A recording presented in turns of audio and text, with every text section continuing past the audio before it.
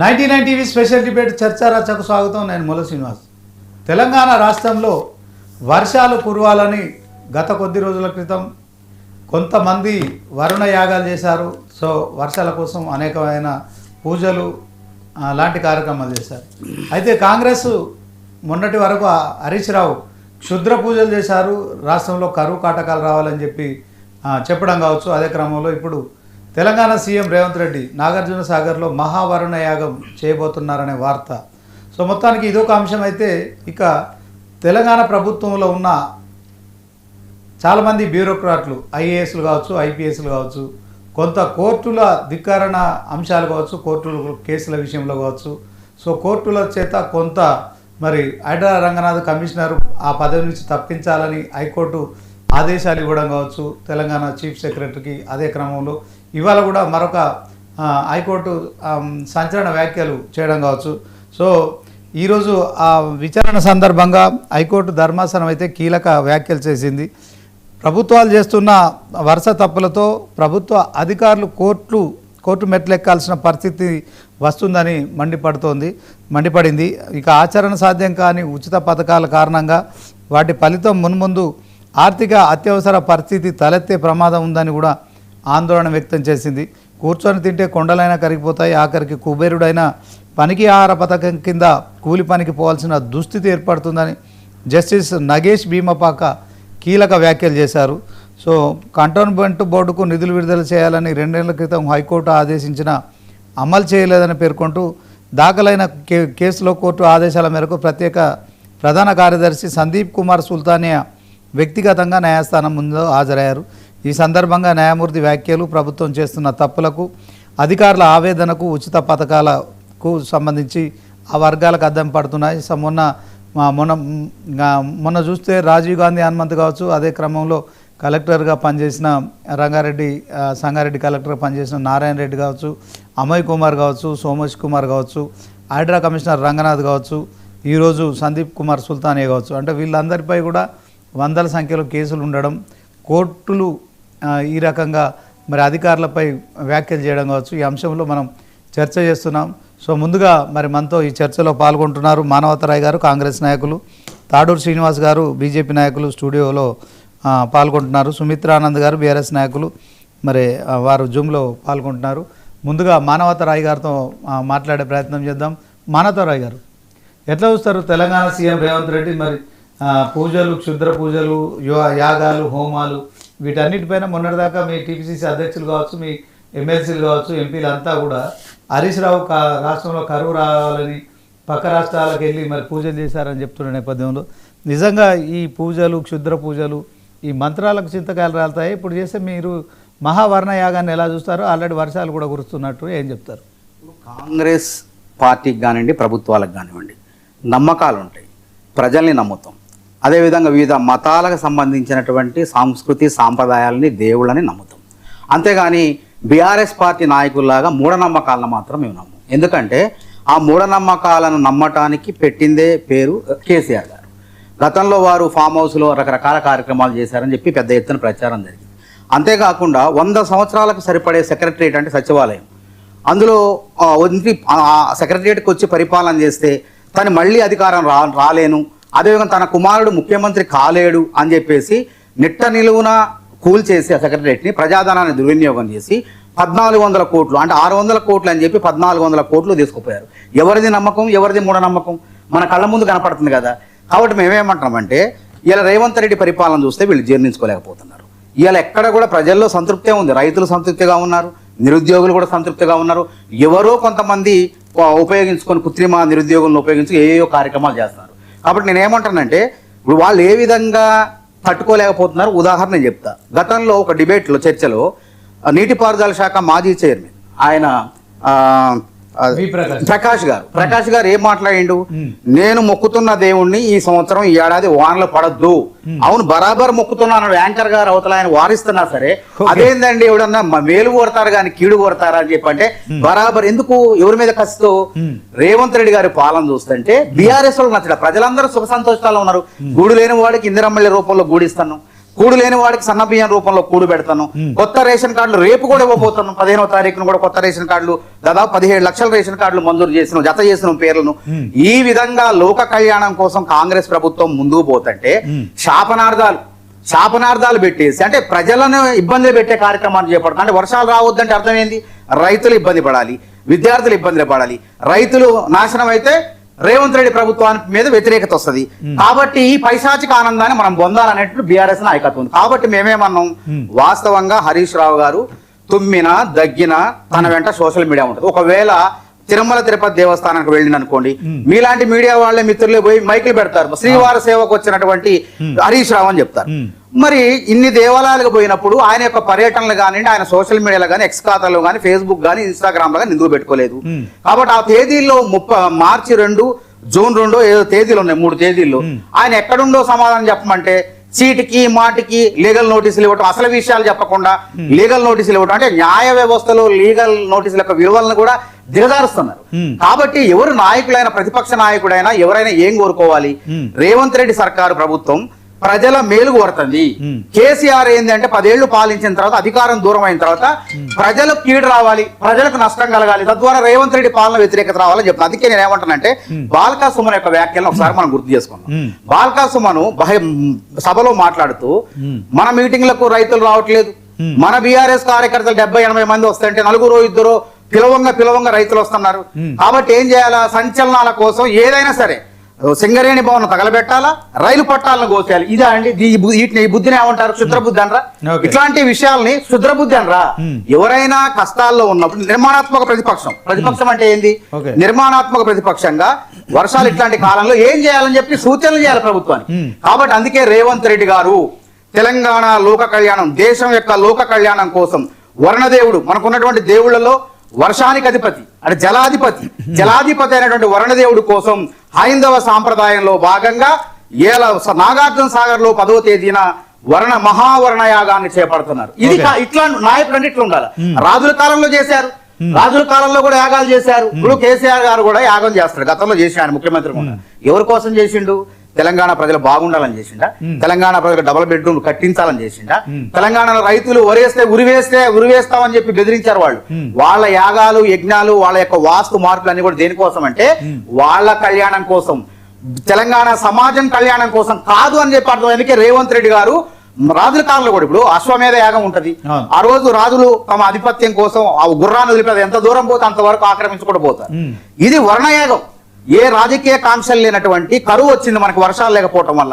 ఇవాళ ఆగస్టులో మనకి 50 సెంటీమీటర్ల వర్షం నమోదు కావాల్సింది ఇలా 40% నమోదైంది. కానీ ఇంకా వర్షాలు పడాలి, నదులు పారాలి, అదేవిధంగా జలకళ ఉండాలి, చెరువులు నిండాలి, సరస్సులు నిండాలి, అదేవిధంగా ప్రాజెక్టులు నిండాలి అని చెప్పి రేవంత్ రెడ్డి గారు మంచి మహాయాగాన్ని తలపెట్టిండు. కాబట్టి మనకు కావాల్సింది క్షుద్ర బుద్ధి కాదు, క్షుద్ర రాజకీయాలు కాదు, కావాల్సింది మంచి రాజకీయాలు కావాలి మనకి, అది గుర్తుపెట్టుకోండి. కాబట్టి మేలు కోరండి. మీరు ప్రతిపక్ష అధికారంలో రావాలంటే మేమేమన్నా గతంలో అధికారంలో లేనప్పుడు ఎన్ని పోరాటాలు చేసిన రేవంత్ రెడ్డి గారి నేతృత్వంలో మీ యొక్క అవినీతిని కూలేశ్వరం అని ప్రజలకు తెలియజెప్పినాం, కానీ ఇట్లాంటి క్షుద్ర రాజకీయాలు చేయలేదు మేము. కాబట్టి మేమేమంటాం అంటే ఇప్పటికైనా బుద్ధి తెచ్చుకొని జ్ఞానోదయం పొందండి. అడిగింది ఒకటైతే ఇంకోటి డొంక తిరుగుడు మాటలొద్దు, చుట్టూ లేకుండా సూటిగా సమానం చెప్పమంటే ఏమో మాట. ఇప్పటికైనా మనందరం కూడా, ఇప్పుడు ప్రతిపక్షమైన అధికారమైన ప్రభుత్వం అంటే ఏంది? ప్రతిపక్షము అధికార పక్షం కలిస్తే ప్రభుత్వం. కాబట్టి ఈసారి వర్షపాతం నమోదు తక్కువైంది కాబట్టి మన సాంప్రదాయాలను మనం గౌరవిద్దాం. హైందవ సాంప్రదాయంలో భాగమైనటువంటి వర్ణయాగం అంటే ఏంది? పండితులు, వేద పండితులు, ఋత్వికులు వీళ్ళంతా కూర్చొని నడుము లోతు నీళ్ళలో కూర్చొని దేవుణ్ణి, వరుణ దేవుణ్ణి కరుణ కోసం వర్షాలు రావని రేవంత్ రెడ్డి గారు వీళ్ళంతా కూడా ప్రార్థిస్తారు. ఆ మహాయజ్ఞ కార్యక్రమాన్ని చూసి అది కూడా తట్టుకోలేకపోతారు వీళ్ళ భవిష్యత్తులో. అంటే మంచి జరగొద్దు, తెలంగాణకు మంచి జరగొద్దు అనేది వీళ్ళ ఉద్దేశం. ఓకే, మానవతరాయ్ గారు ఒకసారి సుమిత్ర ఆనంద్ గారు ఉన్నారు, బీఆర్ఎస్ నాయకులు, మరి ఏం చెప్తారు ఆమె కూడా? మేడం నమస్తే సార్, మూల శ్రీనివాస్ గారు. సో చెప్పండి, మొత్తానికి రేవంత్ లాగా మీరు మహావరుణయాగం ఎప్పుడు చేయలేదు.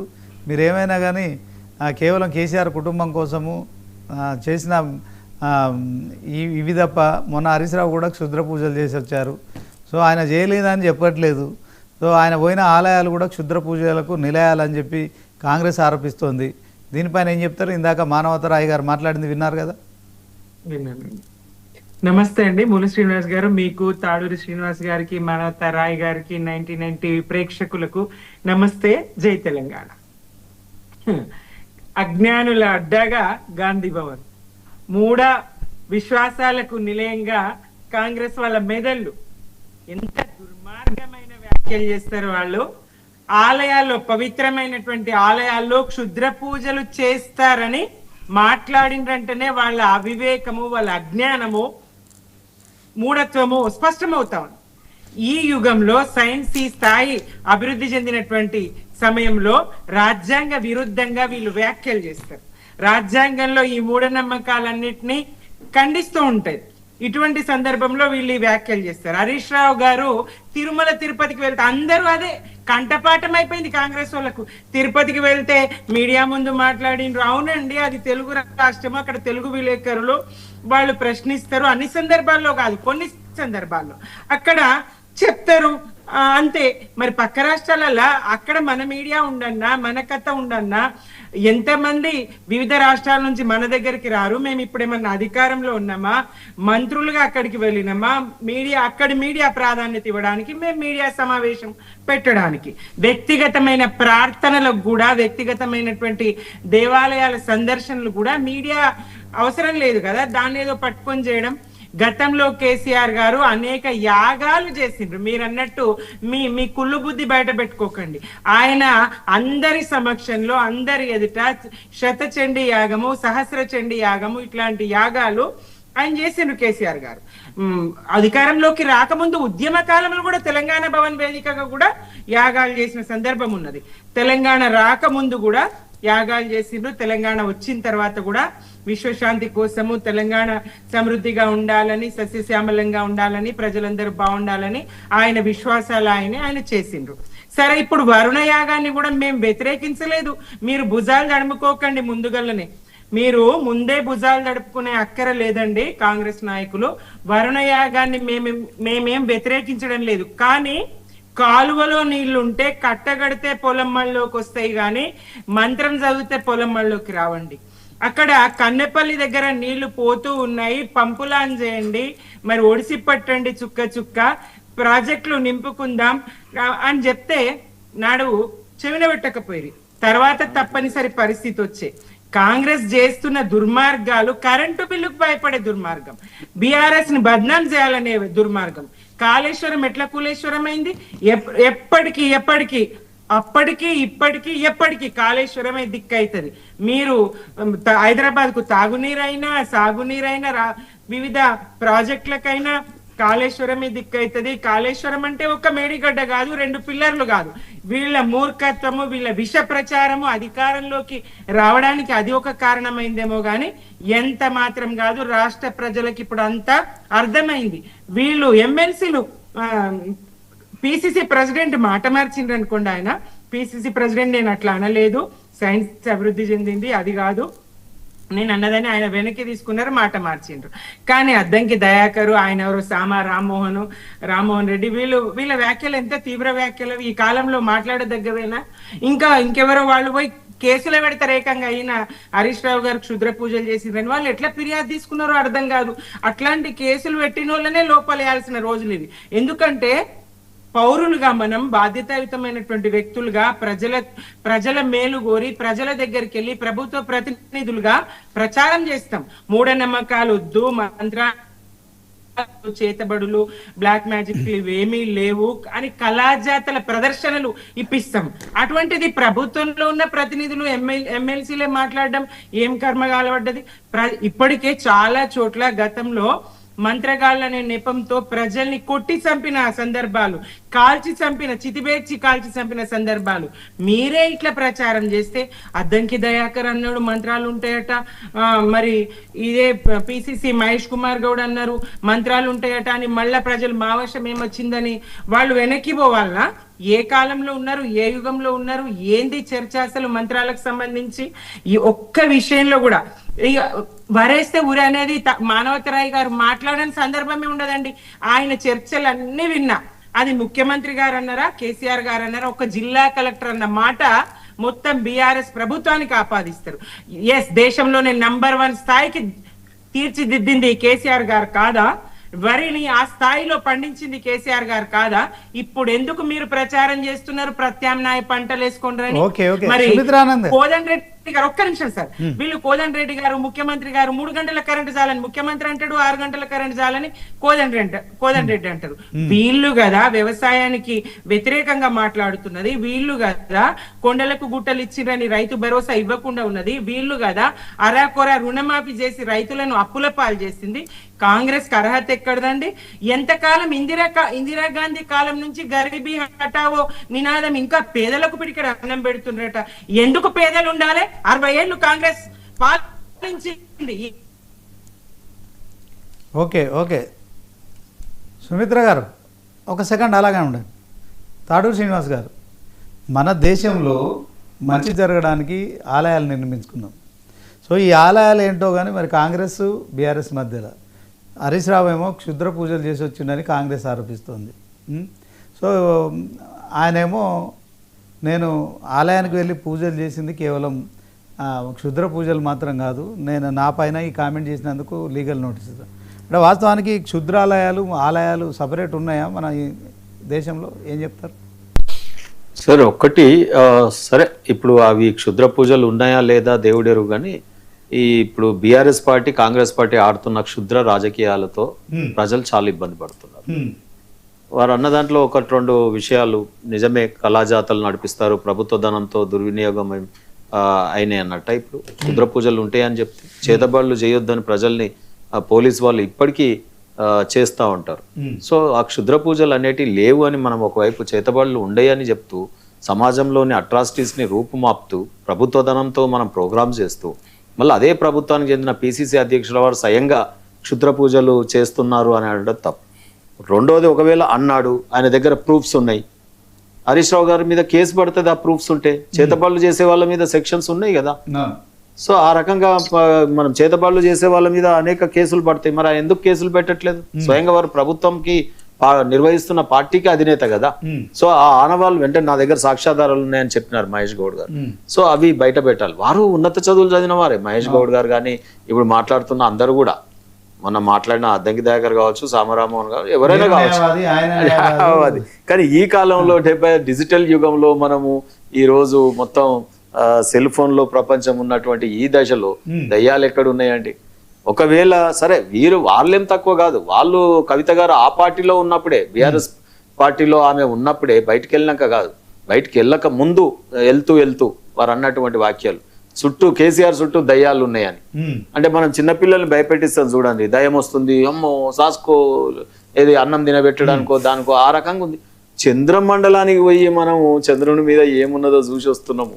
అటువంటి దశలో ఇప్పుడు మనం ఇటువంటి రాజకీయాలలో ఆదర్శంగా ఉండాలి, ప్రజలకు ఆదర్శంగా ఉండాల్సినటువంటి ఉన్నతమైన పదవుల్లో ఈ క్షుద్ర పూజలు అవి ఉన్నాయన్న నేపథ్యంలో అంటే ప్రభుత్వంలో ఉన్న పార్టీ ప్రెసిడెంట్ మాట్లాడితే రేపు పొద్దున మరిన్ని అఘాయిత్యాలు జరిగే అవకాశం ఉంటది డెఫినెట్ గా. నేనేమంటున్నానంటే ఇద్దరు ఏమో తక్కువ కాదు, వాళ్ళు అంటున్నారు కదా యజ్ఞ యాగాదులు, ఆయన పోటీ వాడి కేసీఆర్ యాగాలు చేసే ఇప్పుడు నేను చేయాలి అని ఈయన వర్ణ యాగం చేయడము మొత్తం డిట్టో. నేను అంటున్నా మీరు మాట్లాడడం కొంచెం నాకు విడ్డూరంగా అనిపిస్తుంది, ఏమనుకోకండి. ఎందుకంటే పూజలకు పునస్కారాలకు యాగాలకు వీటన్నిటికీ దేవుణ్ణి నమ్ముతాం, దయ్యాలను నమ్మము, పేటెంట్ తీసుకున్నట్టు మీరు నమ్మము, దేవుణ్ణి నమ్ముతాము. ఇప్పుడు మాకు మాకు హనుమంతుడే ఉన్నాక గవి దయ్యాలు ఉండేవి కదా. దేవుని నమ్మిన దగ్గర 75 తర్వాత ఒక కరువు ముప్పు మనకు సంభవిస్తుంది. ఒక సీఎం గా రేవంత్ రెడ్డి రాష్ట్రం సుభిక్షంగా ఉండాలి, వర్షాలు కురవాలి, కాదండి. నేను చెప్తా కాపీ క్యాట్ లాగా ఇవాళ ఫామ్ హౌస్ నుంచి ఒక హాట్ లైన్ రేవంత్ రెడ్డి గారికి ఉన్నదని డౌట్ నాకు వస్తుంది. నేను మాట ఎవిడెన్సెస్ తో చెప్తా. నేను ఫామ్ హౌస్ నుంచి నేరుగా కేసీఆర్ గారు ఆదేశించి పరిపాలన ఆయన ఆదేశిస్తున్నాడు, ఈయన పాటిస్తున్నాడు. నేను చెప్తాను ఎందుకు చెప్తాను. ఇవాళ మొన్నటిదాకా చంద్రబాబు అన్నారు కదా, ఇప్పుడు మళ్ళీ కేసీఆర్. మొదటి నుండి కేసీఆర్ బీఆర్ఎస్ కాంగ్రెస్ ఒకటే ఈ రాష్ట్రంలో, వారు కలిసికట్టుగా పనిచేస్తా ఉన్నారు. కొత్తదనం ఏం లేదు. కేసీఆర్ ఒక నిజాం కాలం నాటి రజాకార్ పాలన మొన్నటిదాకా చూసినాం 10 ఏళ్ళు. ఇవాళ ఈయన హిట్లర్ అని జర్మన్ లాంటి పరిపాలన ఈడ చూస్తున్నాం. మీరు చూడండి IAS లని ట్రాన్స్ఫర్స్ ఇవాళ 50 ట్రాన్స్ఫర్లు ఇవాళ నేను ప్రెస్ కాన్ఫరెన్స్ పెట్టి చెప్పినాను. అనేక మంది IAS లని Okay. 3 నెలలు ఉంటలేరు ట్రాన్స్ఫర్ కొత్తగా పరిపాలనలోకి వచ్చినప్పుడు చేసిరంటే ఒక అర్థం ఉంది. Okay. కానీ తర్వాత కూడా ఎప్పుడు చూడు ప్రభుత్వము ఇచ్చినటువంటి హామీలను నెరవేర్చలేక IAS లను ట్రాన్స్ఫర్స్ ఒకవైపు, IASలు ఇవాళ 7 అంటే కోర్టు దగ్గర ఉన్నారు. ఏం చేస్తారా అంటే జీవోలు ఇస్తారు, సంతకాలు పెడతారు, సెక్రటరేట్ కాదు హైకోర్టులో పోయి బెయిల్ బాండ్ల మీద సంతకాలు పెట్టి వస్తున్నారు, లేకపోతే క్షమాపణలు చెప్తూ అఫిడవిట్లు వచ్చేస్తున్నారు హైకోర్టు కాడ. పరిపాలనలో ఉండాల్సినటువంటి IAS IPSలు అందరూ కూడా ఇవాళ కోర్టు చుట్టూ తిరగడం ఏంటంటే, మొన్న అరవింద్ కుమార్ గారు సస్పెండ్ అయినారు. గతంలో మనం శ్రీలక్ష్మి లాంటి IAS కేసులను మనం చూసినాం. ఇవాళ IAS IPSలను కూడా ఏ రకంగా ఉపయోగించుకోవాలో ఈ ప్రభుత్వానికి తెలియట్లేదు. రెండో విషయం నేను ఏం చెప్తున్నా అంటే, కేసీఆర్ గారికి రేవంత్ రెడ్డి గారికి పోలిక పరిపాలనలో ఆ యొక్క కఠోర తత్వమే కాకుండా ఒక IPS లని గతంలో ఆయన ప్రవీణ్ కుమార్ గారిని ఎడ్యుకేషన్ విద్యా శాఖలో వాడుకున్నారు. ఇప్పుడు ఈయనని రంగనాథ్ గారిని హైడ్రాక్ పెట్టినారు. అంటే వీళ్ళకి సింబాలిక్ గా కర్కోటకుడిగా కనిపించాలైనా IASలు లేరా? అసలు IPS లో చాలా పని ఉంది కదా. ల్యాండ్ ఆర్డర్ చూసుకోవాల్సినటువంటి IPS లని పరిపాలనలోకి తీసుకొచ్చి ఇలా ప్రజల్ని భయభ్రాంతులు చేస్తే డెఫినెట్ గా సల్కన్ చెరువుని ఏం చేయట్లేదు. ఆయన ఓవైసీని కాపాడుకున్నాడు, ఈయన ఓవైసీని కాపాడుకున్నాడు. ఆయన అయితే పోతూ కార్ స్టీరింగ్ మై తోడుకే లేకేగా అన్నాడు. ఎవరు? ఓవైసీ గారు. కార్ స్టీరింగ్ నా చేతులు ఉందని పీక్కొని పోయిండు, అది మూలకు పడ్డది. ఈయన చెయ్యి నా చేతులు ఉంది అని అంటున్నాడు. కాబట్టి ఈయనది కూడా రేవంత్ రెడ్డి గారు కూడా అదే రకంగా ఉంది. రెండోది, ఈ అధికారులనే అవినీతి ఇవే కాకుండా మీరు చూసినట్టయితే అనేక అంశాలలో రేవంత్ రెడ్డి గారు మొత్తం కేసీఆర్ గారు ఏమైతే చేశారో, ఆయన యాగాలు చేశారు, నేను యాగాలు చేయాలి, ఆయన 1,00,000 కోట్లతో కాళేశ్వరం కట్టిండు, కూలగొట్టిండు, నేను మూసినది DPR 1,00,000 కోట్లతో చేయాలి, అప్పుడే ముఖ్యమంత్రి హోదా వస్తుంది. 1,00,000 కోట్లు ఒక ప్రాజెక్టుకు ఖర్చు పెడితేనే ముఖ్యమంత్రి అనుకుంటారు ప్రజలు. ఆ రకంగా ఈ వ్యవహారం జరుగుతా ఉంది. ఆయన రాగానే పోలీస్ రిక్రూట్మెంట్, ఆయన మీరు ఎట్లా అడ్డుకుంటారు సార్? మూసీ నది ప్రక్షాళన చేయొద్దంటారా? 1,00,000 కోట్లు కాదు, 1,50,000 కోట్లు, 2,00,000 కోట్లు రానియండి సార్. హైదరాబాద్ కు విశ్వనగరం ఖ్యాతి అవసరం లేదా? మీరు ఎట్లా చెప్తారు సార్? ఒకటి చెప్తా వినండి. నీకు ఆల్రెడీ వెనకటి నుంచి ఉన్న గుడిని ఇంకొద్దిగా మరమ్మతులు చేసినామంటే అది వేరు. కానీ ఏడ క్రిస్టియన్స్ పోయి మాకు చర్చ్ కావాలని అడిగిరు, ఏడ ముస్లింలు పోయి మాకు మసీద్ కావాలని అడిగిరండి. దానికి 100 కోట్లు పెట్టి నువ్వు 3 కడతా అని చెప్పి ప్రాజెక్ట్ లో ఇన్ఫ్రాస్ట్రక్చర్ లో భాగం, అది ఇన్ఫ్రాస్ట్రక్చర్. రెండోది, ఇవాళ గాంధీ ఆల్రెడీ విగ్రహం, గాంధీ విగ్రహం ఉంది ఆల్రెడీ, నువ్వు తీసుకురా. ఇవాళ తెలంగాణ ఏర్పాటుకు కారణం ఆ రోజు నిజాం సర్కారును దించి పటేల్ గనుక పోలీస్ యాక్షన్ చేయకపోతే పటేల్ విగ్రహం ఏది ఒకటి పెట్టు, కొత్తగా తీసుకురా. మేమేమంటున్నామంటే ఆ రకంగా పరిపాలన చేయాలి. కానీ నువ్వు DPRఏ లేదు, మూసినది ఆల్రెడీ 1,00,000 కోట్ల రంగుల రాట్నం టీవీలలో చూపిస్తుంది. ఆయన కాళేశ్వరం గట్లనే చూపించాడు గిన్నిస్ బుక్ రికార్డ్ కోసం, ఈయన అట్లనే చేస్తా ఉన్నాడు. ఓకే, మీరు రాకముందు ఒక టాపిక్ మనం డిస్కస్ చేసినాము, మీరు ఆ జర్నీలో ఉన్నారు. ఇప్పుడు IAS IPS బ్యూరోక్రాట్లు అంతా కూడా కోర్టులలో చీవాట్లు తింటారు. ఈ రాజీవ్ గాంధీ హనుమంత్ ఏంటి, నారాయణ రెడ్డి ఏంటి, అమయ్ కుమార్ ఏంటి, సోమేష్ కుమార్ ఏంటి, హైడ్రా కమిషనర్ రంగనాథ్, సో వీళ్ళంతా ఈరోజు సందీప్ కుమార్ సుల్తానియా, వీళ్ళంతా వందల కేసులలో ఉన్నారు. వీళ్ళని జీవితాంతం జైల్లో పెట్టినా కానీ వాళ్ళ జీవితకాలం సరిపోదని కోర్టులకు సంబంధించి చీఫ్ జస్టిస్ మాట్లాడడం కావచ్చు. సో వాస్తవానికి వీళ్ళేమో 30 సంవత్సరాలు పదవిలో ఉంటారు, అత్యున్నతమైన చదువు కష్టపడి చదువుకొని. అధికారం శాశ్వతం కాదు, వాళ్ళ పదవులు శాశ్వతం. ఏం చెప్తారు, ఎందుకని వీళ్ళు కోర్టు మెట్లు ఎక్కుతున్నారు? శ్రీనివాస్ గారు, మీరు జర్నలిస్ట్ గా చెప్పండి. ఇలా IASలు కాదండి జైలుకు పోవాల్సింది, మంత్రులు ముఖ్యమంత్రి కదా. వాళ్ళు చెప్తేనే వాళ్ళ ఒత్తిడి మేరకే కదా IASలు IPSలు కింద పని. వాళ్ళు చెప్తే వీళ్ళ ఇంగితం ఉండదా అండి? వీళ్ళ విచక్షణ ఉండదా? అధికారులు అండి, ఎవరు చెప్తే వింటారు? సో ఆ రకంగా మొత్తం IASలు IPSలు చదువుకొని వచ్చి అన్ని కష్టాలు పడి ఇంటర్వ్యూలు పెట్టి వచ్చిన వాళ్ళు ఇవాళ జైలు పాలు అవుతున్నారంటే కారణం ఎవరు?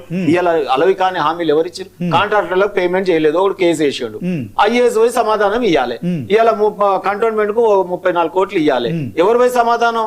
IAS సందీప్ సుల్తానియా పోయి సమాధానం. మున్సిపల్ శాఖ ఒక అడ్మిన్ కాదు, ఏం కాదు, ఆయన ఒక పోలీసు అధికారి.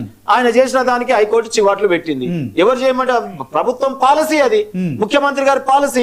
సో ముఖ్యమంత్రి గారి పాలసీ అంటే ముఖ్యమంత్రి జైలు పోవాలా, ఇవాళ అధికారులు జైలు పోవాలా? ఐఏఎస్ ఐపీఎస్ కూడా అరవింద్ కుమార్ గారు ఏంది అది యువరాజు ఇచ్చేయి ఒక 60 కార్ రేసులు చేద్దాం ఇన్ని కోట్లు ఇచ్చేయనగానే ఇచ్చేసి ఆయన లోపలికి ఇవాళ సస్పెండ్ అయిపోయాయి సీనియర్ ఐఏఎస్ అధికారి.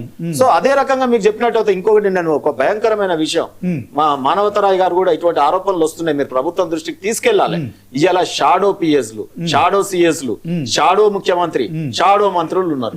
మొత్తం సీఎం వల్ల ఆయన సొంత సైన్యంని పెట్టుకున్నాడు. వాళ్ళు ఏ ఐఏఎస్ ఐపీఎస్ చదివిన వాళ్ళు కాదు. రేవంత్ గారి సొంత సైన్యము కలెక్షన్ కింగ్ లాగా మారిపోయి ఈ రోజు ప్రపంచ ఇట్లా జరగడం మూలానే డెఫినెట్ గా బయట పెడతాం రాబోయే కాలంలో. నేను చెప్తున్నా ఒక నిమిషం అధికారులని రిటైర్ అయిపోయిన తర్వాత నేను ఇంత ముందు కంపేర్ చేసిన కేసీఆర్ గారు ఏం చేశారు అది చేశారు. వారు సిఎస్ గారు రాజీవ్ శర్మని ఆ రోజు ప్రభుత్వ సలహాదారుగా పెట్టుకున్నారు. ఇంకెవరు సిఎస్ గా చేసిన వారిని పెట్టుకున్నారు కదా ఇద్దరు అధికారులని. సో ఆ తర్వాత అనురాగ్ శర్మని కూడా జీజీపీ చేసిన పెట్టుకున్నారు కదా. ఇప్పుడు రేవంత్ రెడ్డి కూడా ఎవరిని పెట్టుకున్నాడండి? ఇప్పుడు రిటైర్మెంట్ అయిపోయినటువంటి ఐఏఎస్ అందరినీ సిఎస్ గారిని డీజీపీ గారిని అనేక ఐజీలని అందరినీ కూడా ప్రభుత్వ సలహాదారులకు పెట్టుకున్నారు. ఏమైతుంది దాని వల్ల? మినిమం గవర్నెన్స్ అవుతుందా? వాళ్ళందరికీ ఇప్పుడు ప్రభుత్వ సౌకర్యాలు, జీతము, వారికి హోదా, మళ్ళా రిటైర్మెంట్. ఈ జూనియర్ అధికారులు ఇప్పుడు ఐఏఎస్ లు రేపో మాపో సిఎస్ అయితే రేపు నేను పిఎస్ అయితే అనుకున్న వాళ్ళకి వాళ్ళు అక్కడ కూర్చుంటే ఎడికెళ్ళి ఇవాళ సిఎస్ ఎవరి దగ్గరికి వాళ్ళ ఫైల్ తీసుకొని ప్రభుత్వ సలహాదారు మన సిఎస్ గా రిటైర్ అయినటువంటి ఆయన దగ్గరికి ఫైల్ తీసుకొని పోవాలి. నేరుగా సీఎం కలిసే ఛాన్స్ లేదు. మరి సిఐఎస్ అయ్యేందుకు ఇక ఇవాళ ప్రిన్సిపల్ సెక్రటరీలు ఉన్నారు. వాళ్ళు ఎవరి దగ్గరికి పోతారు? ప్రతి శాఖకు ఒక ప్రిన్సిపల్ సెక్రటరీ లాగా రిటైర్ అయినటువంటి ఐఏఎస్ ని పెట్టిరు. ఈయన పోయి ఆయనకు రిపోర్ట్ ఇవ్వాలి. నేరుగా ఒక ప్రిన్సిపల్ సెక్రటరీ ఇవాళ సీఎం దగ్గరికి పోయే అవకాశం లేదు. ఇదా ప్రజాస్వామ్యం?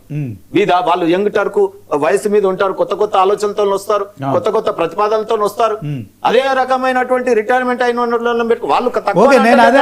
వాళ్ళు తక్కువ ఇన్ఎఫిషియెంట్ అంటలేను. వారి అనుభవాన్ని తీసుకోండి. వాళ్ళు ఏమైనా చారిటీ కింద ఇస్తున్నారా అనుభవం? మనం వచ్చి నాకు ప్రభుత్వ సలహాదారుకి ఇచ్చిన నేను జీతం తీసుకోను, నేను కార్ తీసుకోను, నేను సెక్యూరిటీ తీసుకోను, బయట పోతే నాకు దేవుడి దర్శనాల దగ్గర విఐపి కల్చర్ అక్కర్లేదు అంటున్నారా అండి?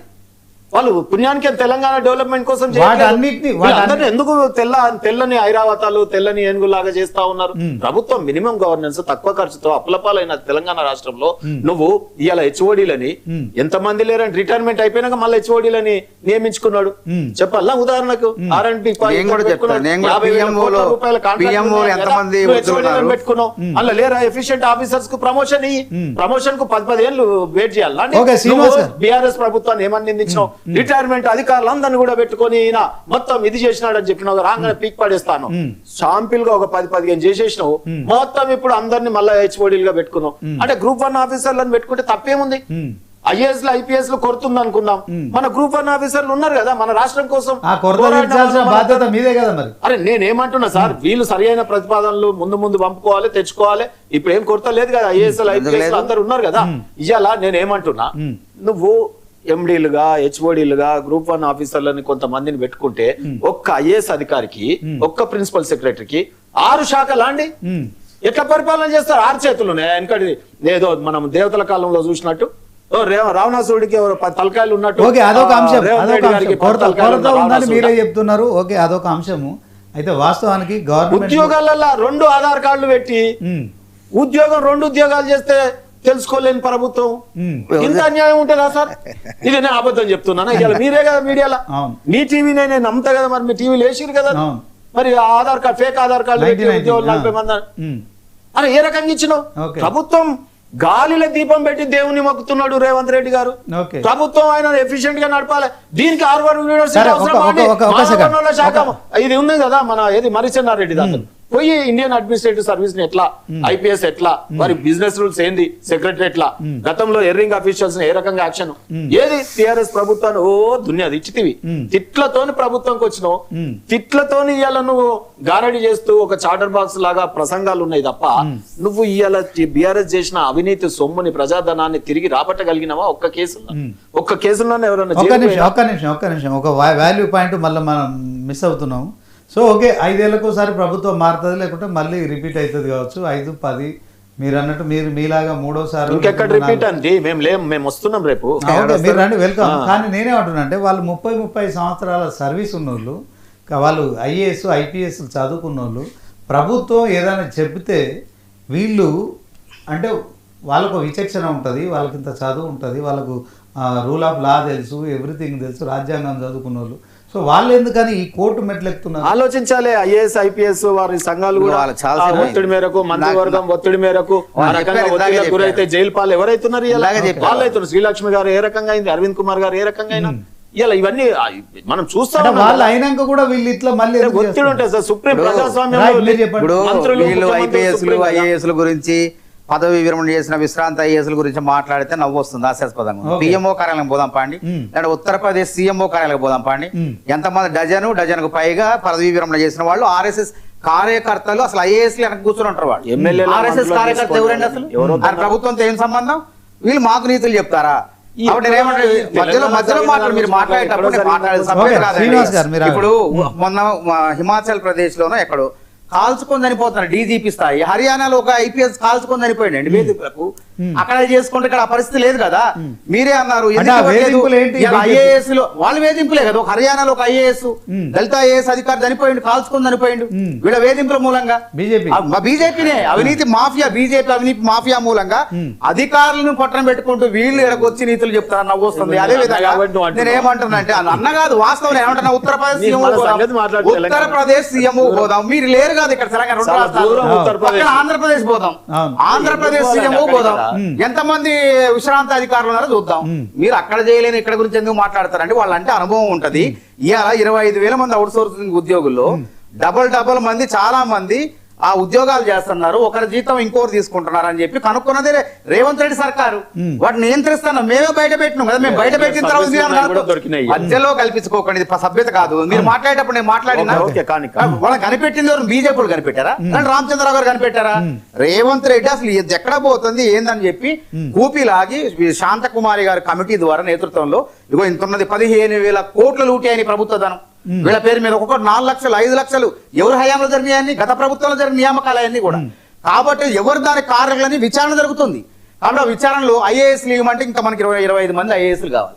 ఇవ్వమంటే రేవంత్ రెడ్డి గారు పోయి మొత్తుకున్న ఇయ్యరాయ. ఐపీఎస్ లో 18-20 మంది కావాలా? మొత్తుకున్న ఎప్పుడు పోయింది? ఎన్నిసార్లు? 2 సంవత్సరాలు. ఇంకోటి చెప్పండి పూర్తి కానివ్వండి. ఇప్పుడు కోర్టు ధిక్కరణ కేసులు ఎదుర్కోవటం అధికారులకు సర్వసాధారణం, ఇదేం కొత్తగా అది ఇప్పుడు కాదు.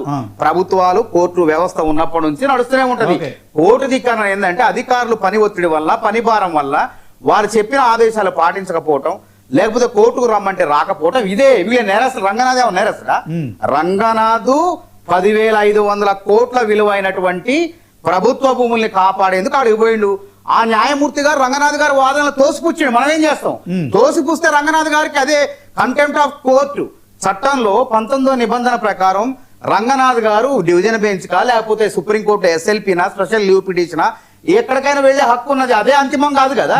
కాబట్టి క్షమాపణ చెప్పాడు రంగనాథ్ గారు. క్షమాపణ చెప్పినా గానీ మరి న్యాయమూర్తి గారు సంతృప్తి చెందలేదు. ఎందుకు చెందలేదు? మరి న్యాయమూర్తి గారు ఎవరు పక్షం? ప్రభుత్వ భూముల్ని కాపాడే రంగనాథ్ పక్షమా, లేకుంటే కొల్లగట్టే ప్రభుత్వ భూముల్ని బడా రియల్ ఎస్టేట్ వాళ్ళ పక్షమని ప్రజలు చూస్తున్నారు. కాబట్టి న్యాయ వ్యవస్థలో మనకు వెసులుబాటు ఉన్నది. ఈ జడ్జి గారు గౌరవిస్తూ, ఈ జడ్జి గారు ఇచ్చిన తీర్పును గౌరవిస్తూ ఇంకో జడ్జి గారి దగ్గర పెట్టుకుంటాం, మొర పెట్టుకుంటాం, తప్పేం కాదు కదా. కాబట్టి చిన్నది ఇంక చిన్న అంశం. గత బీఆర్ఎస్ ప్రభుత్వం మన సోమేష్ కుమార్ గారి మీద 400 కోర్టు దిక్కన కేసులు. విచిత్రం ఏంటంటే ఆ రోజు 208వ జీవో తీశారు. తీసి కోర్టు ఖర్చులు, లాయర్ల ఫీజు కింద 58 కోట్లు మంజూరు చేస్తే ఆ రోజు పెద్ద చర్చ అయింది. మరి ఆ రోజు లేని ఈ రోజు రంగనాథ్ గారు ప్రభుత్వ భూములు కాపాడుతుంటే 1,50,000 కోట్ల ప్రభుత్వ భూములు కాపాడి 3,500 ఎకరాలను కాపాడితే రంగనాథ్ ఇంకేందో అయిపోయింది, కాంగ్రెస్ ప్రభుత్వం అయిపోయింది అంటున్నారు. వాళ్ళ హయాంలో ఎదుర్కోలేదు. ఓకే సార్, ఇప్పుడు రంగనాథ్ గారికి ఒక నిజంగా ఒక బాధ్యతాయుతమైన పదవి అప్పచెప్పి భారత రాజ్యాంగం ప్రకారం పనిచేస్తా ఆయన. భారత రాజ్యాంగం ఏం చెప్తుంది? అవును, అదే భారత రాజ్యాంగం. అవును, రంగనాథ్కి ఒక కల్పించారు అక్కడ హక్కులు. 21వ నిబంధన 48 ఏం చెప్తుంది? 1976 నా ప్రశ్న చెప్పండి. నేనేమంటున్నా, రంగనాథ్ గారు మీరు అన్నట్టు 1,50,000 కోట్ల ప్రభుత్వ భూముల్ని కాపాడిండు, 3,500 ఎకరాలు రికవర్ చేశారు, ఇంకో 10,000 ఎకరాల భూములను రికవర్ చేసేందుకే వెళ్ళారు. కానీ ఆయన ఒక ఐపీఎస్ అధికారి అండి. ఆయన ఏం కానిస్టేబుల్ నుంచి ఐపీఎస్ అయితే సో ఆయనకు చట్టం తెలుసు.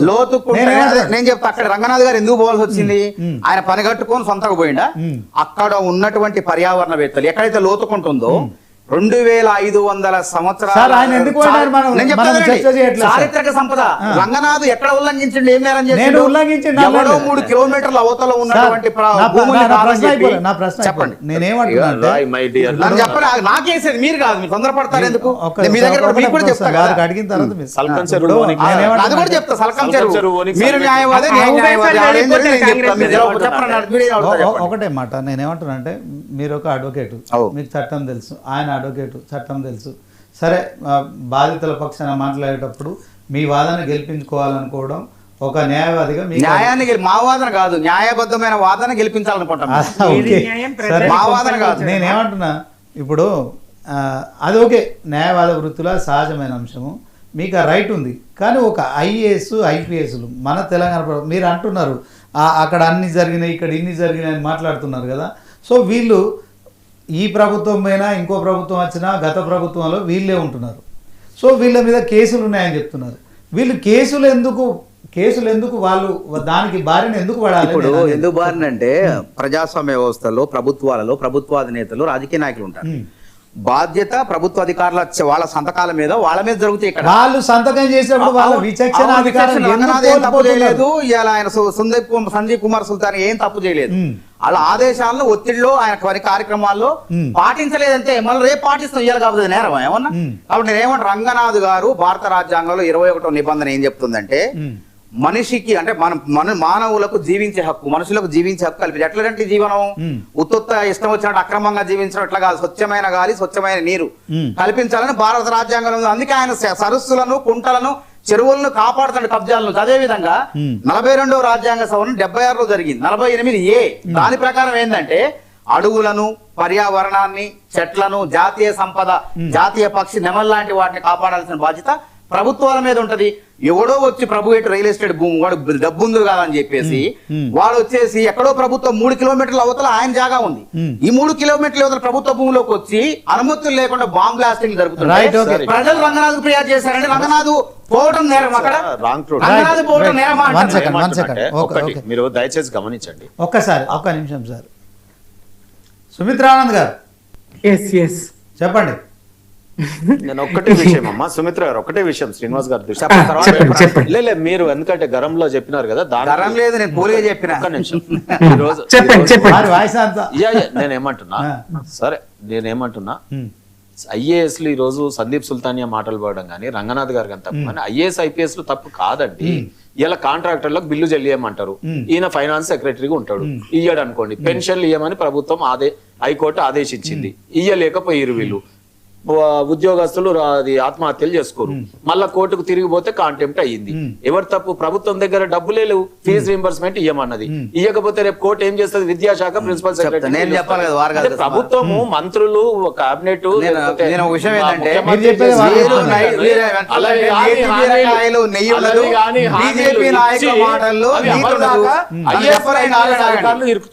సబర్మతి రివర్ ఫ్రంట్ ఉంది, 15,000 హైకోర్టులో ఉన్న అధికారులు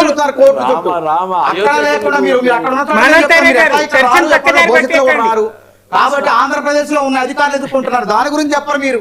కాబట్టి అధికారులు అనేవాళ్ళు కోర్టు ధిక్కరణ కానీ ఇట్లాంటి కేసులు సర్వసాధారణమైన చెప్పుల దొంగలాగా చూసిండ్రన్న వ్యక్తి, ఢిల్లీకి పోతే చెప్పుల దొంగలాగా చూసిండ్రన్న వ్యక్తి, కోసుకొని తింటారా రూపాయి లేదన్న వ్యక్తి, ఎందుకండి ఉట్టినందుకోలేని వ్యక్తి స్వర్గం వైపు నిచ్చెనలు వేస్తాను ఎందుకు మాట్లాడాలి? రేవంత్ రెడ్డి గారు తన రాక్షస ప్రవృత్తిని బయట పెడుతూ, ఎస్ నాకు సాడిస్టిక్ ప్లెజర్ ఉన్నది, నేను హిట్లర్ నాకు ఆదర్శము, నాకు హైడ్రా పదము ఇష్టమైనటువంటి పదము, ఇదా పాలన? ఇదా ప్రజలు ఎప్పుడు వాళ్లకు ఇళ్ళ అనుమతి లభించింది? ఎప్పుడు ఇచ్చిండ్రు? ఏమన్నా నిన్న మొన్న జరిగిన నిర్మాణాల? దశాబ్దాలుగా అక్కడ వాళ్ళు ఇల్లు నిర్మించుకొని ఉన్నారు. మీరు కొత్తగా వచ్చి చెరువులు తవ్వుతాం ఇది చేస్తామంటే ఏమన్నట్టు? వాళ్ళకి ప్రత్యామ్నాయం చూపించాలి కదా. నిజమే, ప్రజలకు మేలు చేయనటువంటి మంచి ఎట్లయితుందండి? అది మీరు చెరువులు నిర్మించండి, వాటికి నాలాలు కాకుండా మంచినీళ్ళు ఎక్కడి నుంచి తెస్తారో తెచ్చి నింపండి.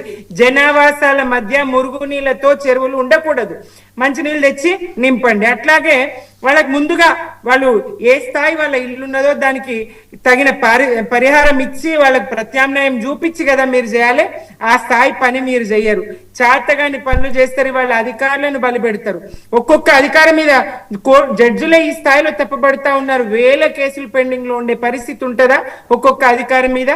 ఇంకా బీజేపీ మాట్లాడుతుంది, కాంగ్రెస్ అన్నారు, వాళ్ళు బీఆర్ఎస్ అంటారు. ఇప్పుడు ఎవరు పాలిస్తున్నారు? వాళ్ళ తప్పులు కదా ఎత్తి చూపాలా? ప్రజల పక్షాన నిలబడితే నిజమైన ప్రతిపక్షం అయితే, ప్రతిపక్ష పాత్ర పోషించే వాళ్ళు బీజేపీ అయితే రేవంత్ సర్కార్ తప్పిదాలను ఎండగట్టాలి. ఇద్దరు సమానం ఎక్కడదండి? ఇది అయిపోయిన బీఆర్ఎస్ తో కాంగ్రెస్ కు పోలికనా? బీఆర్ఎస్ దశాబ్ద కాలంలో చేసిన అభివృద్ధి మీద చర్చ చేయడానికి ఎవరు వస్తారో రండి, సిద్ధంగా ఉండండి. ఏ స్థాయి రాష్ట్రం 60 ఏళ్ల వెనుకబాటుతనాన్ని ఏ స్థాయికి ముందుకు తీసుకుపోయినాం, ఎట్లా పంటలు పండించినాం, ఎట్లా 24 గంటల కరెంట్ ఇవ్వగలిగినాం. ఇప్పుడు రేవంత్ రెడ్డి ఇస్తలేడు, ప్రశ్నించండి. 9 గంటల కరెంట్ కూడా దిక్కులేదు వ్యవసాయానికి. నేను రైతును, నాకు తెలుసు 9 గంటల కరెంటు కూడా ఇప్పుడు వ్యవసాయానికి ఇస్తలే. అనేక లొసుగులు, లోటుపాట్లు, పాలన గాడి తప్పింది. మీరు రేవంత్ రెడ్డిది రాక్షస ప్రవృత్తి. రేవంత్ రెడ్డి ఎన్నడూ ఆ నోటెంబడి ఒక్క మంచి మాట మాట్లాడంగా నేను వినలేదు. ఆయన వరుణయాగం చేసిన దండుగే, కొల్లు దండ చేసిన దండుగే. ఎందుకంటే ఆయన తనకు తానే చెప్పుకున్నారు, నేను కేసీఆర్ రాష్ట్ర సాధకుడు, ప్రాణాలు పనంగా పెట్టిన కేసీఆర్ గారిని ఏమన్నారు? సభ్యత కాదన్నారు. ఎటువైంది మీ సభ్యత? సభ్యత కాదంటారు మీరు. సభ్యత ఎటువైంది? మీకెందుకు సంస్కారం ఉండొద్దు? ఆయన ఏం మాట్లాడతారు?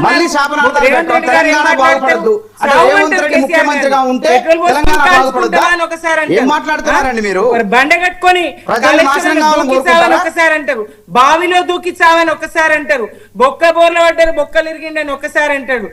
ఎన్ని తిట్లు, ఎన్ని దూషణలు, ప్రజలందరి ఆశీస్సులున్నాయి. రాష్ట్ర సాధకుడుగా ప్రజలందరి ఆశీస్సులున్నాయి. రేవంత్ రెడ్డి గారు పిల్లి శాపాలు,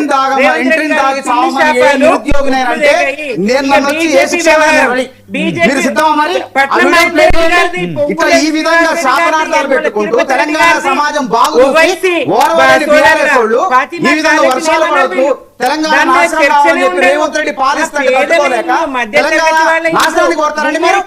మామిడాకులు ఎండని ఇండ్లు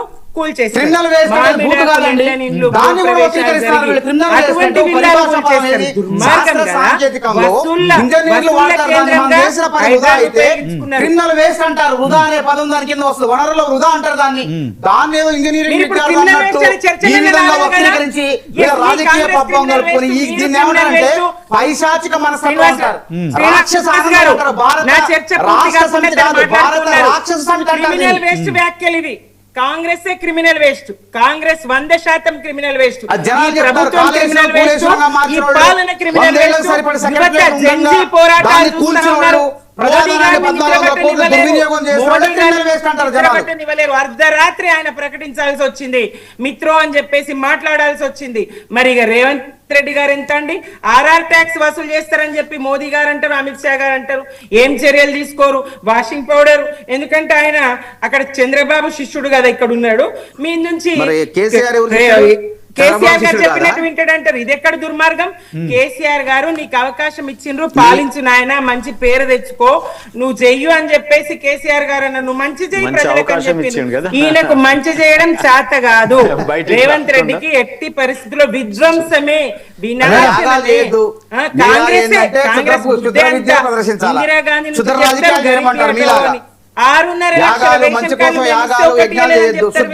6.5 లక్షల ఉద్యోగాలు చెప్తారు వీళ్ళు. అబద్ధాలకు ఆకారం వస్తే అది కాంగ్రెస్ అవుతుంది, అవినీతికి ఆకారం వస్తే అది కాంగ్రెస్ అవుతుంది. స్కాములతో పాలన చేస్తా ప్రాణం పోస్తే కేటీఆర్ రైతుడు. కాళేశ్వరం కూలేశ్వరం అవినీతికి దానికి కాళేశ్వరం కూలేశ్వరం కాదు, ఆ నీళ్ళే ఇప్పుడు మీరు వాడేది, సుమిత్ర. దాంతోనే బతుకుదేరు ఏం బతుకుదేరు లేదు. దాంతో 11,500 కరెంటు బిల్లు, 8,500 మెగావాట్లు అంటే తెలంగాణ మొత్తానికి సరిపడే విద్యుత్ 25,000 కోట్లు ఒక్కసారి మోటార్లు నడిస్తే వడ్డీలు కరెంటు బిల్లు కలిపితే సంవత్సరానికి 25,000 కోట్లు కావాలి. నేను చెప్పిన మాట కాదు, కంట్రోలర్ అండ్ ఆడిటర్ జనరల్ చెప్పిన మాట అది.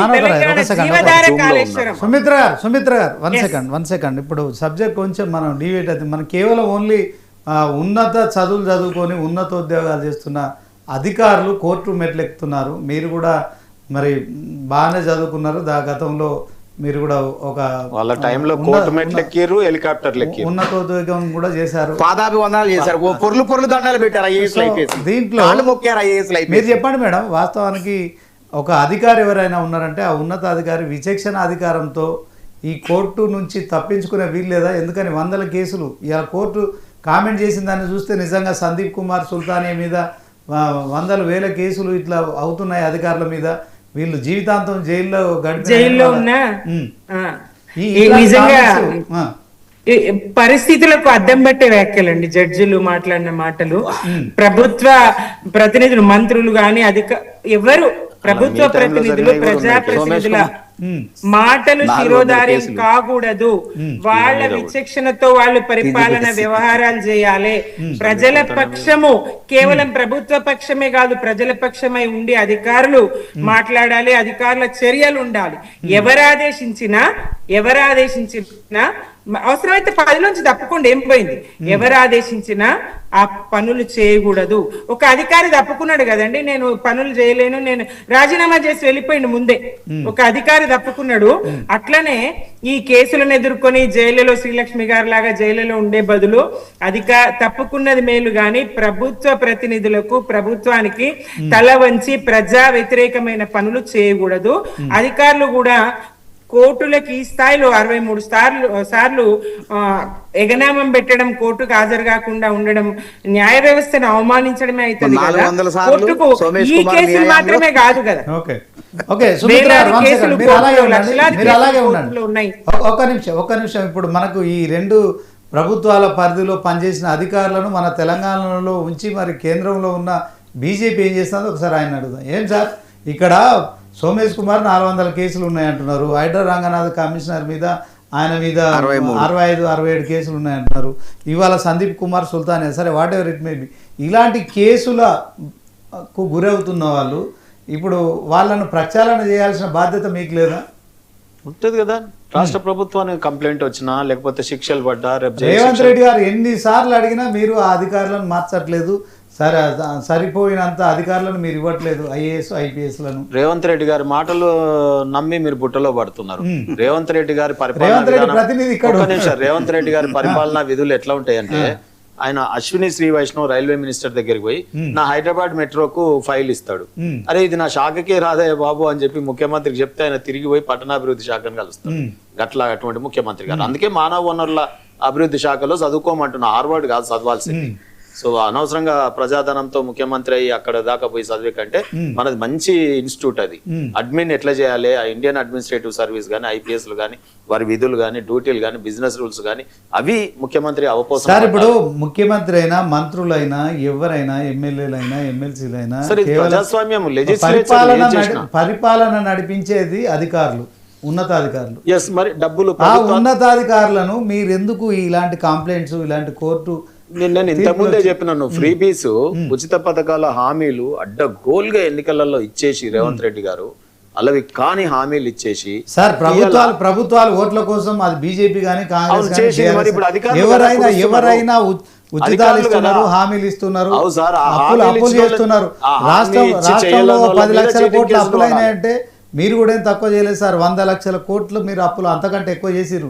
అప్పుల గురించి దేనికోసం ఏడ చేసినావు నేను అన్నా కాబట్టి 250 లక్షల కోట్లు, 250 లక్షల కోట్ల అప్పులు చేశారు. కాంగ్రెస్ వీళ్ళ చేతిలో పెట్టేటప్పుడు 45 లక్షల కోట్లు. చూడండి మీరు 2014 ముందు పోండి, దాని మీదనే చర్చ పెట్టండి. హాఫ్ అన్ అవర్ లో మేము ఏమేమి అప్పులు చేసినాం, దేనికోసం చేసినాం, ఏ ఇన్ఫ్రాస్ట్రక్చర్ కోసం ఎవరైనా దేనికోసం చేస్తారు అని చెప్తాం. కానీ ఇది FRBM కి మించిపోయి ఆయనే అంటున్నాడు ముఖ్యమంత్రి గారు, ఏది నిధులన్నీ కూడా FRBM అని మీరు పరిమితి విధిస్తున్నారు సార్. కొత్త రాష్ట్రము మరి ఖచ్చితంగా విభజన హామీలు నెరవేర్చారు, కార్పొరేషన్ల ద్వారా అప్పులు వేరే తీసుకొని చెప్పారు. అభివృద్ధి 8 చేసుకున్నా అంటే లక్షల కోట్లు తెచ్చినామని మీరు వీళ్ళే మాత్రం చెప్తున్నారు లెక్కలు. నేను ఏమంటున్నా, ఇవాళ కాళేశ్వరంలో విజిలెన్స్ రిపోర్ట్ ఉంది, కాళేశ్వరంలో కాగ్ రిపోర్ట్ ఉంది. పోయిరా జైలుకి డబుల్ బెడ్రూమ్ చెర్లపల్లి జైల్లో పెట్టిరా. మీరు ఎందుకు మరి సిబిఐ దగ్గర ఉంటే ఎందుకు విచారణ సిబిఐకి ఇచ్చిన సంవత్సరం సెప్టెంబర్ సంవత్సరం అయింది. మీరు బాగా గమనించండి, ఇక్కడ ప్రభుత్వం ముఖ్యమంత్రి గారు ఇచ్చిన హామీలు ఏవైతే ఉన్నాయో అవి అమలు కావాలంటే డబ్బులు కావాలి. ఖజానాలో డబ్బులు లేవు, ఆయనే చెప్పినటువంటిది లంక బిందెలు అనుకున్నా అసలు ఏమి లేదు ఈడ అని చెప్పి అన్నారు. ప్రభుత్వ ఆదాయం ఏ రకంగా పెంచుకోవాలనేది ముఖ్యమంత్రి గారి పరిపాలన తీరుతెన్నుల మీద ఆధారపడి ఉంటది. ఆయన ఇచ్చిన హామీలు ఎట్లా నెరవేర్చాలి, ఏడికెళ్ళి డబ్బులు తేవాలనేది ఉంటది. మరి ఈ కాంట్రాక్ట్ బిల్లులు చెల్లించకపోతే, అధికారులు లోపలికి పోతే ఆ కాంట్రాక్ట్లు ఎవరు ఇచ్చారు? ఒకటి నేను చెప్తాను, మీ దృష్టికి ఒకటి తెస్తాను. నీ దగ్గర పైసలే లేవు, టెండర్లు పిలుస్తావు, అనవసరంగా వాళ్ళు డబ్బులు ఖర్చు పెట్టి టెండర్లలో పనులు చేస్తారు. వచ్చి బిల్లు పెడితే బిల్లు ఇవ్వకపోతే ఎన్ని టోకెన్ నెంబర్లు అండి? టోకెన్ నెంబర్ వస్తుంది, అప్పుడు ఎవరు పోతారు? అధికారి కేసు పోతే ఎవరు పోతారు? మానవతరాయ్ గారు సబ్జెక్ట్ కొంచెం డీవియేట్ అవుతుంది, కానీ నేను మిమ్మల్ని సూటిగా అడుగుతున్నా. సరే, సందీప్ కుమార్ సుల్తానియా కొన్ని బిల్స్ కారణంగా ఆయన కోర్టుకు పోయి, ఆయన చేసిన తప్ప అది ఆయన చేసిన తప్పు కాదు. కానీ తప్పు చెల్లించకపోవడం, తప్పు చేసిన అధికారులు చెల్లిస్తాడు. తప్పు చేసిన అధికారులు ఐఏఎస్ ఐపీఎస్ జైలు కన్నా వెళ్తారు కానీ చెల్లించలేని పరిస్థితి ఉంది. ఓకే సార్, ఆ బిల్లు ఖజానా లేదనకండి. ఆర్థిక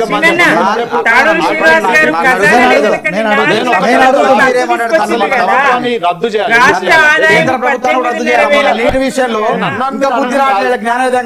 అన్నీ మీరు ఢిల్లీ మొత్తం కూడా కద్దరిల్లేలాగా నరేంద్ర మోడీ దిగొచ్చి పరుగు పోతే ఇంకా వీళ్ళు అసలు ఇంకోటి రాజీనామా చేసేవాడు. లోపించినప్పుడు ఆర్టికల్ 356 వస్తుంది.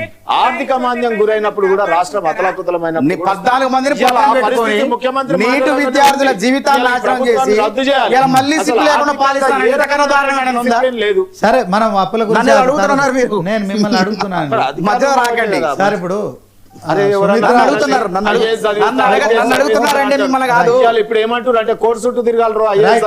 మానవతరాయ్ గారు, నేను మిమ్మల్ని సూటిగా ఖజానాని అనకండి. 18,000 కోట్ల ఆదాయం రాష్ట్ర ఆదాయం ఉన్నది, నెలసరి ఆదాయము 4 లక్షల కోట్ల. సరే, డబ్బుల దగ్గరకు వచ్చారు కదా,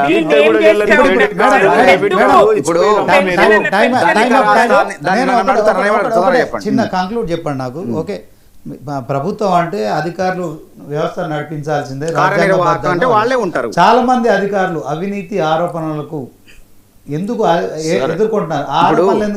అధికారులు మీరు కాదండి, సార్. మీరు మాట్లాడండి. కాంగ్రెస్ అమయ్ కుమార్ ఉన్నారు, కలెక్టర్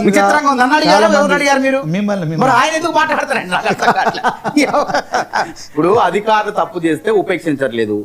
ఏసీబీ అనేది సమర్థవంతంగా రేవంత్ రెడ్డి పరిపాలనలో పనిచేస్తుంది. చిన్నగా కాళేశ్వరంలో ప్రాజెక్ట్ లో 3 ఇంజనీర్ల దగ్గర, ఒక్కొక్కటి దగ్గర 3 కోట్లు, నూనె శ్రీధర్, ఇంకోటి శ్రీరాము, వాళ్ళ దగ్గరే వాళ్ళ హయాంలో జరిగింది. 300 అంటే చూసుకోండి, 1000 కోట్లు అక్కడే ఉంది. కాబట్టి కాంగ్రెస్ ప్రభుత్వం సమర్థవంతంగా పనిచేస్తుంది. మీరు కాళేశ్వరం ఏం కాదు సార్. ఇప్పుడు గ్రేటర్ అమయ్ కుమార్ ఉన్నారు, సోమేష్ కుమార్, నారాయణ రెడ్డి ఉన్నాడు, రాజీవ్ గాంధీ, అమయ్ కుమార్ వీళ్ళు తప్పులు చేస్తే వాళ్ళు ఏసీబీనా లేకపోతే సిబిఐ కింద వస్తారా? వాళ్ళు సెంట్రల్ గా కేంద్ర ప్రభుత్వానికి సంబంధించిన వాళ్ళు. తప్పకుండా విచారణ సిబిఐ రమ్మనండి. అట్లాంటి అధికారులు కాదు ఇప్పుడు మాకు వాళ్ళని మీరు ఎందుకు కంటిన్యూ చేయాలంటే 20 మంది అధికారులు కావాలంటే 20 ఐఏఎస్లు, 18 మంది ఐపీఎస్ వాళ్ళు లేకుండా గ్రూప్ 1 అధికారులు కన్ఫర్డ్ ఐఏఎస్లు కాకుండా వాళ్ళని గ్రూప్ 1 అధికారులు ఐఏఎస్లు వాళ్ళే కదా చట్టం ప్రకారం. వాళ్ళ గ్రూప్ 1 కన్ఫర్డ్ ఐఏఎస్ లో ఐపీఎస్ అయిన తర్వాత వాళ్ళు ఐపీఎస్ ఎట్లా ఉపేక్షించాం మేము. అందుకే ఎప్పటికప్పుడు ఇందాక అన్నారు కదా, ఇట్లా మార్పులు వస్తున్నాయి. ప్రాధాన్యత లేని శాఖలు ఎవరైతే అవినీతి ఆరోపణలు ఎదుర్కొన్నారో అట్లాంటి వాళ్ళని ప్రాధాన్యత లేని శాఖల్లో వేస్తాను. కాబట్టి మీరు విశ్రాంత ఉద్యోగులకు 8,000 కోట్లు బకాయిలు పెడితే రేవంత్ రెడ్డి సర్కార్ 100 రోజుల్లో 6,000 కోట్లు విడుదల చేసి అంచెలంచెలకు 2,000 కోట్ల చొప్పున. ఇలా కేంద్ర ప్రభుత్వం నీతి ఆయోగ్ ఏం చెప్తుంది? రేవంత్ రెడ్డి సర్కారు ఆర్థికంగా మిగతా రాష్ట్రాల్లో అభివృద్ధి చెందుతుంది, అప్పుల నియంత్రణ చేస్తుంది. గత ప్రభుత్వం 11.9% వడ్డీ, వడ్డీలను అప్పులు నియంత్రించి ఇవాళ ప్రపంచమే మీ తలసరి ఆదాయం నా తలసరి ఆదాయాన్ని రేవంత్ రెడ్డి 4,18,000 పెంచిండు. ఇక్కడ అభివృద్ధి జరుగుతుంది. సార్ మీరు ఏ టు జెడ్ మొత్తం చెప్తున్నారు. తెలంగాణమే చెప్తున్నారు. ఎవరి తలసరి ఆదాయం మీది నాదంటే ఎవరిది మరి? ఉత్తరప్రదేశ్ వాళ్ళ? సార్ మనోహరరావు గారు ఒకటే ఫైనల్ గా ఒక్కటి ముక్కలు సమాధానం చెప్పాలి. అవినీతి ఆరోపణలను ఎదుర్కొంటున్న ఐఏఎస్ ఐపీఎస్లపై మీ వైఖరి ఏంటి? ప్రజలకు విశ్వాసం కల్పిస్తారా? కాంగ్రెస్ మరి ప్రజాపాలన ఇప్పుడు అదే కదా ఇవాళ ఒక అవినీతి అవుట్ సోర్సింగ్ ఉద్యోగులు ఒక్కొక్కరు 4-5 జీతాలు తీసుకుంటున్నారని బయట పెట్టింది ఎవరు? రేవంత్ రెడ్డి విచారణ చేసి అక్కడ జరుగుతున్న లోపాలను ఆధారాలు సహా బయట బ్యాంక్ ఖాతాలు పేర్లు ఇంటి పేర్లు సహా బయట పెట్టాడు. కాబట్టి అట్లాంటి వాళ్ళపైన చర్యలు తీసుకుంటాను. రాష్ట్ర ప్రభుత్వం పరిధిలో తీసుకోవాల్సిన చర్యలు తీసుకుంటాం. అప్పటిదాకా వాళ్ళకి ప్రాధాన్యమైన పోస్టులు, అందుకే 3 నెలలకి 4 నెలలు ఎందుకు మారుస్తున్నాం? అలా శాఖలో కొనసాగితే గతంలో ఆర్ఎస్ ప్రవీణ్ కుమార్ అవినీతి లెక్క 9 ఏళ్ళు కొనసాగించాలి వీళ్ళక మేము ఎప్పటికప్పుడు అనుమానాలు వస్తే విచక్షణ అధికారం రాష్ట్ర ప్రభుత్వం దగ్గర ఉంది. ఆ విచక్షణ అధికారం పరిధిని ఆలోచన చేసి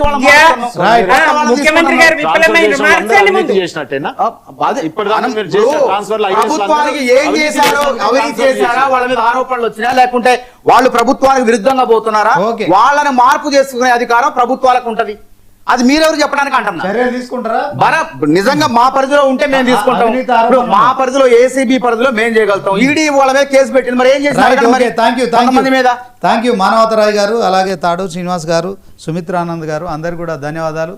సో ప్రభుత్వం బాధ్యత అవినీతి ఆరోపణలు ఎవరైతే ఎదుర్కొంటున్నారో వాళ్ళను మరొకసారి పరిపాలనలో భాగంగా చూడకుండా ఖచ్చితంగా వాళ్ళపై చర్యలు తీసుకోవాలి. ఎందుకంటే వాళ్ళను గత ప్రభుత్వంలో అదే అధికారంతో మళ్ళీ ఇప్పుడు అదే ప్రభుత్వంలో కూడా అంతకు మించిన అధికారాలు ఇస్తూ కొంత ప్రజల్లో ప్రభుత్వం పట్ల ఉన్న విశ్వసనీయత దెబ్బతినే విధంగా చేస్తున్న ఏదైతే అంశాలు ఉన్నాయో నిజంగా ప్రజలు గందరగోళమైన పరిస్థితి. చాలామంది ఐఏఎస్ కావచ్చు, ఐపీఎస్ అధికారులు కావచ్చు, కొన్ని కోర్టు ధిక్కరణ కేసులు కావచ్చు, అవినీతి ఆరోపణలు వచ్చిన వెంటనే చర్యలు తీసుకోవాలి. లేని పక్షంలో ప్రజల్లో ప్రభుత్వం పట్ల కొంత విశ్వాసం కోల్పోతుందని మాత్రం ఖచ్చితంగా చెప్పగలుగుతాం. ఇది ఇవాల్టి చర్చ రచ్చ డిబేట్. చూస్తూనే ఉండండి 99 టీవీ.